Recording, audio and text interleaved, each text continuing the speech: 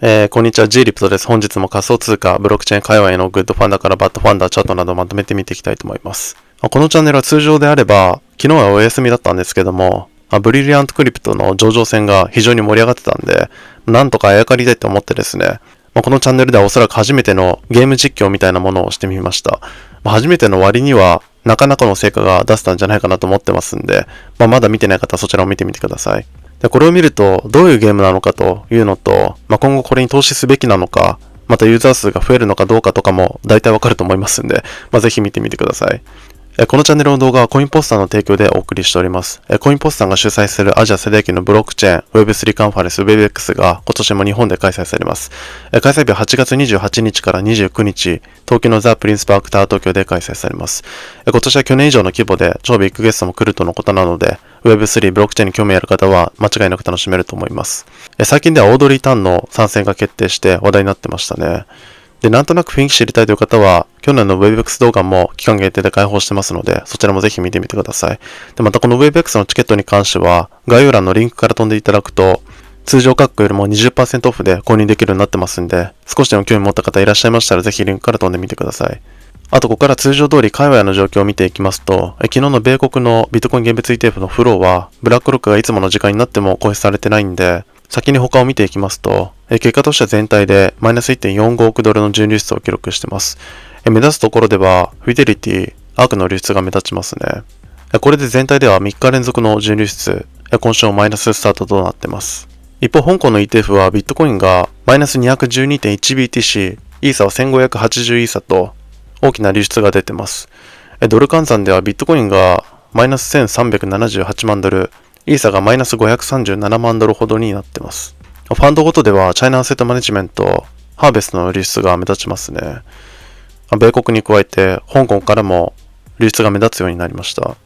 あと ETF 関連ではオーストラリアの証券取引所 ASX がバンエクのスポットビットコイン ETF の上場を承認したことが話題になっています。先日オーストラリアではモノクロームのスポットビットコイン ETF がオーストラリア初の直接ビットコインを保有する ETF ということで上場を果たしたことが話題になりましたけれども、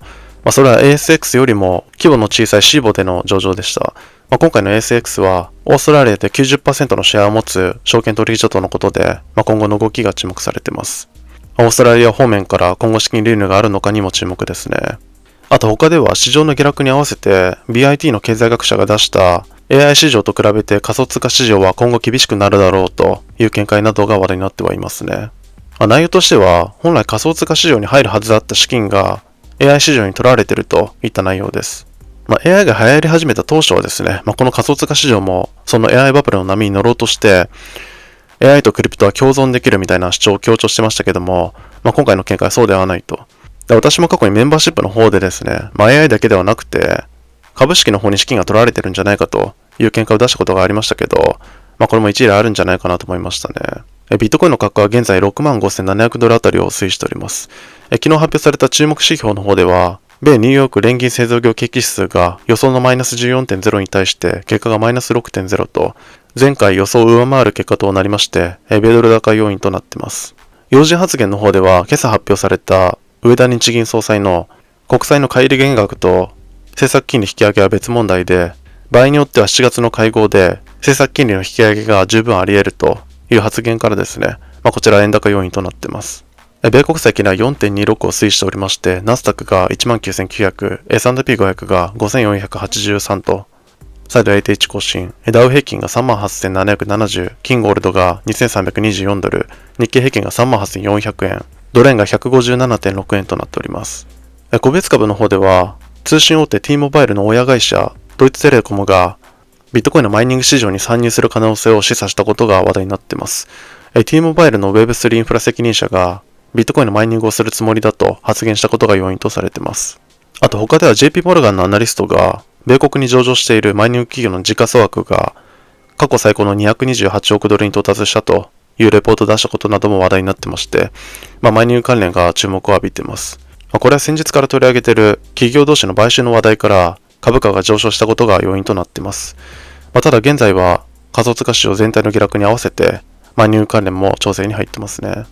ビットコインの先物の方では、OI が全体でマイナス 1.5%、額としては333億ドル相当、未だ減少傾向となっています。比率としては全体ではロングが 53.9%、マイナスにはロングが 69.2% と上入りになっています。今後の指標としては、本日6月18日に米小売売上高、オーストラリア、ハンガリーの中銀政策金利、明日6月19日には、ジューンティンスナショナルインデペンデンスデイ、米市場の祝日がありまして、英国の消費者物価指数 CPI、小売の RPI、生産者物価指数 PPI、6月20日に英国スイスの中銀政策金利、米フィラデルフィア連銀景況指数などが控えております。市場全体で見ると、米金利が上がりながらも、ナスダック、SP500 がまた最低値を更新してまして、米株が強いんですが、仮想通貨市場は ETF の流出も止まらずですね、続落傾向となっています。やはり先々週からの仮想通貨市場単体が弱くなっている傾向は変わらないのかなと思いますね。でまた今回はですね、あるとミーム関連の下落が特に目立ちますね。連日マイナス 10% 以上記録しているミームもありますし、一斉に資金が逃げている印象ありますね。チャートだけ見たら一時65,000を割ってまして、64,500まで到達してます。これも先週から目線は変わらず、64,000、62,000あたりまで見ておいた方が良さそうな気がします。そのあたりに到達した時ですね、時期的に6月末なのか、ETF の流入が回復しているのかどうかで、また方向性が決まると思いますので、今下落に乗れてない方は静観でいいのかなと思いますよね。短期では64,000の攻防で耐えられるかどうかが焦点になると思います。今後の市場動向に引き続き注目ですね。あとはイーサーですね。イーサーの価格は現在3,450ドル、BTC 建ては 0.0524 と先週からまた下がっております。先物の方では OI は全体でマイナス 5.8%、額として148億ドル相当、比率としては全体ではロングが 51.4%、マイナスにはロングが 78.3% と上入りになっています。先週 SEC ゲンスラーからスポットイーサ ETF の S1 は夏頃承認するというコメントが出された時はですね、単独で強くなってまして、先物の状況も良かったんですが、全体の下落に耐えられず決壊しています。こちらもビットコインが反発して、スポットイーサ ETF 取引開始が近くなってからようやく期待が膨らみそうなんで、これも6月くらいまで様子見で良さそうな気がしますよね。チャートだけ見たら3400の攻防に入ってますが、これも3200あたりまで見ておいた方が良さそうです。イーサの今後にも注目ですね。あと、ここからその他の動向になります。まず SEC vs リプルの続報ですね。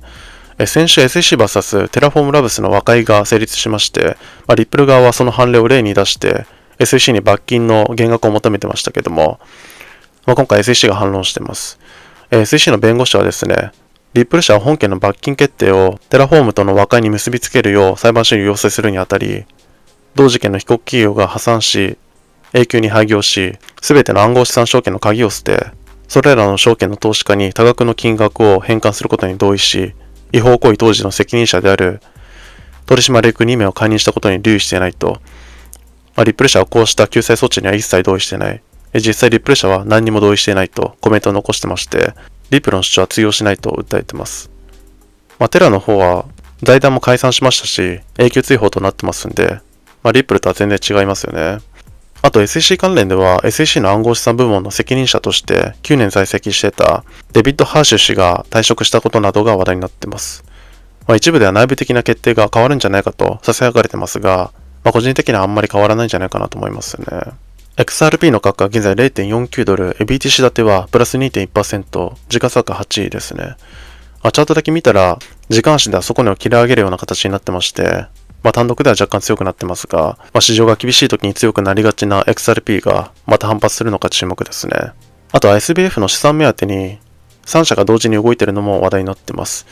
没収命令が下っている SBF の資産は110億ドル相当とされているんですが、これまで SBF に関わってきた団体が一部は私たちのものであると、それぞれの思いを主張して、なんとか資産回収をしようとしています。まず現 FTX の CEO、ジョン・レイ3世の FTX 財団はですね、そもそも彼が持っていった資産は犯罪によって生み出されたものであると。で、また FTX 名義で保有しているものもあり、ロビンフッド株の収益など、6億2500万ドル相当は FTX 財団のものであると主張しています。あとはフロリダ州の被害者による債権者団体は、没収された80億ドルの FTX の顧客資産は FTX のものではなくて、顧客に対する詐欺行為から生じたものであると。だから債権者団体に全額返還されるべきだと主張しています。あとは債権者団体を代表する弁護士からも請求があってですね、政府は実際は関係ないのに SBF の犯罪と SBF の資産の関係性を結びつけて没収したと。でまたこの弁護士はですね、エマージェント社とか SBF 関連の差し押さえのために多額の費用を負担したんで、他のいかなる請求よりも私の費用回収を優先する権利があるんだと主張しています。みんな何かしら理由つけて資金の回収に動いてますけども、政府がね、没収したら、ただただ政府の懐に入りますし、FTX 財団に回ったとしても、その後還元はなさそうなんで、被害者団体に回った方が良さそうではありますよね。未だに話題になっている FTX 問題ですが、こちらもどのように着地するのか注目ですね。あとはテザーが金のステーブル AUSDT の発行を発表しています。スイスに保管されている金を売るだけとしたトークンで、ムーンゴールド NA、SADCV とムーンゴールドエルサルバドルの協力を得て開発されたと。テザーの CEO アルドイーノはですね、AUSDT は XAUT、テザーゴールドによって担保された合成ドルですと、アローバイテザーは担保付きの合成デジタル資産を作成できるオープンプラットフォームであり、今年後半にリリースされるテザーの新しいデジタル資産トークン化プラットフォームの一部となる予定ですと、X に投稿しています。今までも金ステーブルの立ち上げありましたけども、テザーくらい大手の発行は初めてじゃないでしょうかね。現在仮想通貨市場ではリスクオフで、ドルステーブルへの資金移動が主流になってますけども、今後このテザーの金ステーブルに資金を逃がすなんてことが出てくるんですかね。その後の展開に注目したいですね。あとはコインベースインターナショナルがプレローンチ取引の開始を発表しています。